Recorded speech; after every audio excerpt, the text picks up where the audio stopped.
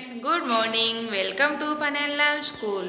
बच्चों, आज हम पढ़ेंगे कक्षा 3 की क्लास में चैप्टर 9 जिसका नाम है कब आओ। ओके, चलो किताब को ओपन करो। किताब को पढ़ने से पहले हम इसमें आए हुए नए शब्द पढ़ते हैं, फिर हम चैप्टर को रीड करना स्टार्ट करेंगे। ओके बच्चों, चलो किताब को ओपन करो। बच्चों, आपने देखो हमारे चैप्टर में आए हुए नए शब्द पढ़ते हैं। पहला नया शब्द है प्रशंसा, तो इसका अर्थ होता है तारीफ। सेठ, सेठ का अर्थ क्या होता है? धनवान व्यक्ति या व्यापारी। ईर्ष्या, ईर्ष्या का अर्थ जलन। बुलंद आवाज मतलब ऊंची आवाज। हुनर, हुनर का अर्थ क्या होता है? कला। खास मतलब विशेष। मंसूबा मतलब मन की बात। भांपते हुए मतलब अनुमान लगाते हुए। अतः मतलब इसलिए। खिसक मतलब चले जाना। दोबारा मतलब फिर या दूसरी बार। तो बच्चों, हमारे किताब में कब आओ पाठ में इतने न्यू शब्द आए हैं, नए शब्द आए हैं, को आप पढ़ना और अपनी हिंदी की नोटबुक में इतना लिखना। ओके, चलो किताब को ओपन करो, हम पढ़ना स्टार्ट करते हैं। बच्चों, हमारे चैप्टर को पढ़ने से पहले, चैप्टर 9 को स्टार्ट करने से पहले पेज नंबर 75 पे दिया गया है अक्ल बड़ी या पेश। मिला आपको पेज नंबर 75। तो देखो, इसको हम पढ़ लेते हैं। आपत्ति के शहर में एक पहलवान भी रहता था।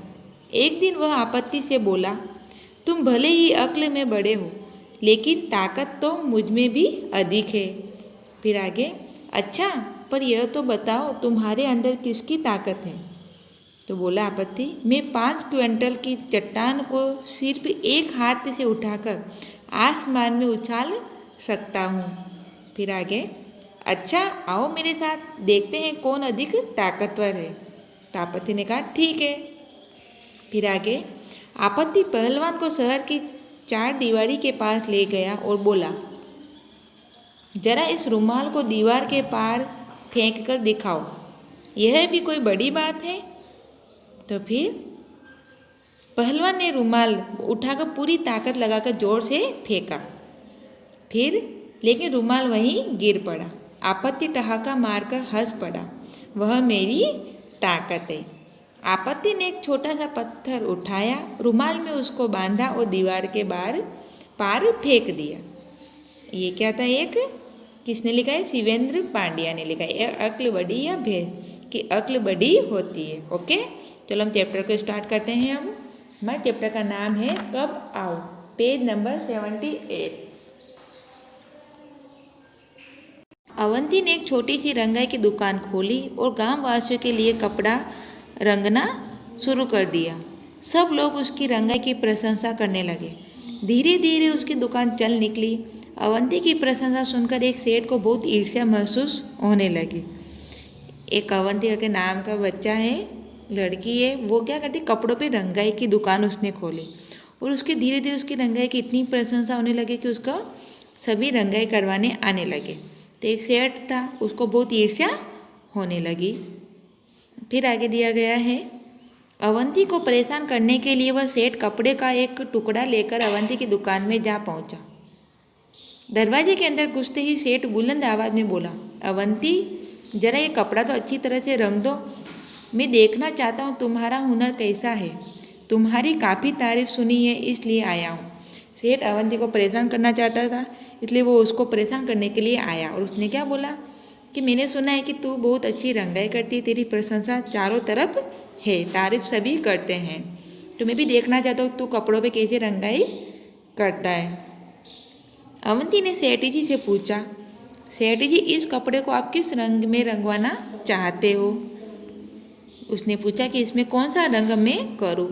सेठ ने कहा, रंग के बारे में मेरी कोई खास पसंद तो नहीं है, पर मुझे हरा, पीला, सफ़ेद, लाल, नारंगी, नीला, आसमानी, काला और बैंगनी रंग कतई अच्छे नहीं लगते, समझे कि नहीं? उसने सेठ ने क्या बोला, सभी कलर के नाम ले दिए और बोला कि इसमें से मुझे एक भी रंग अच्छा नहीं लगता है। अवंती ने जवाब दिया, समझ गया हूँ, अच्छी तरह समझ गया हूँ, मैं ज़रूर आपकी पसंद की रंगाई कर दूंगा। अवंती ने सेठ का मसूबा भापते हुए उसके हाथ से कपड़े का टुकड़ा ले लिया। अवंती भी बहुत चालाक था, उसने कहा, मैं समझ गया हूँ। सेठ ने खुश होकर कहा, अच्छा, तो इसे लेने में किस दिन आऊँ? अवंती ने कपड़े को अलमारी में बंद करके उसमें ताला लगा दिया। वो सेठ से बोला, आप इसे लेने सोमवार, मंगलवार, बुधवार, बृहस्पतिवार, शुक्रवार, शनिवार और रविवार को छोड़कर किसी भी दिन आ सकते हो। सेठ समझ गया कि उसकी चालाक उल्टी पड़ चुकी है, अतः भलाई धीरे से खिसक लेने में ही फिर से उस सेठ ने दोबारा अवंती की दुकान में घुसने की हिम्मत नहीं की है। तो क्या बच्चों, ये एक कहानी है, इसमें अवंती और सेठ के बारे में बताया गया है। तो अवंती बहुत चालाक थी, अवंती बहुत चालाक था और वो सेठ की चालाकी समझ गए। तो उसने क्या बोला, सेठ ने बोला कि मैं इस कपड़े का रंगाई को कब लेने आऊँ। तो उसने बोला सोमवार को भी नहीं आने का, मंगलवार भी नहीं, बुधवार नहीं, गुरुवार नहीं, शुक्र, शनि, रवि, सोम, किसी भी दिन इस दिन नहीं आने का, इसको छोड़ के किसी भी दिन आ जाने का। तो सेठ को पता चल गया कि ये तो मेरी चाल ही उल्टी पड़ गई है। बच्चों, आपने चैप्टर को पढ़ा, हमने पढ़ा, आपको मज़ा आया, समझ में भी आया। तो इस कहानी को आप अपनी हिंदी की नोटबुक में लिखना। ओके, ये हमारा पार्ट 1 था। कल हम पार्ट 2 पढ़ेंगे, उसमें इसके प्रश्न उत्तर पढ़ेंगे। Okay, bye bye.